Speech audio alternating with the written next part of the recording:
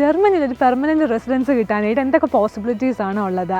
നിങ്ങൾക്കിപ്പോൾ ഒരു normal work permit ആണ്, നിങ്ങൾക്ക് A2 ലെവൽ ജർമ്മൻ ലാംഗ്വേജ് ഉണ്ട്, 60 മാസം നിങ്ങളുടെ എല്ലാ സോഷ്യൽ സെക്യൂരിറ്റീസും പേ ചെയ്തു നിങ്ങൾ ലേബൻസ് ആൻഡ് ഡോയ്ച്ച്ലാൻഡ് എക്സാം എഴുതിയെങ്കിൽ 5 വർഷം കഴിയുമ്പോൾ നിങ്ങൾക്ക് PR കിട്ടും. ഇതാണ് മിനിമം ക്രൈറ്റീരിയ. ഇതിൽ കുറച്ച് എക്സെപ്ഷൻസ് ഉണ്ട്. നിങ്ങളൊരു സ്കിൽഡ് വർക്കറാണ്, നിങ്ങളുടെ ജോലി ഷോർട്ടേജ് സ്കിൽഡ് സെക്ടറിൽ പെടുന്നതാണ്, നിങ്ങൾക്ക് B1 ലെവൽ ജർമ്മൻ ലാംഗ്വേജ് ഉണ്ടെങ്കിൽ 21 മാസം കഴിയുമ്പോൾ നിങ്ങൾക്ക് PR-ന് അപ്ലൈ ചെയ്യാം.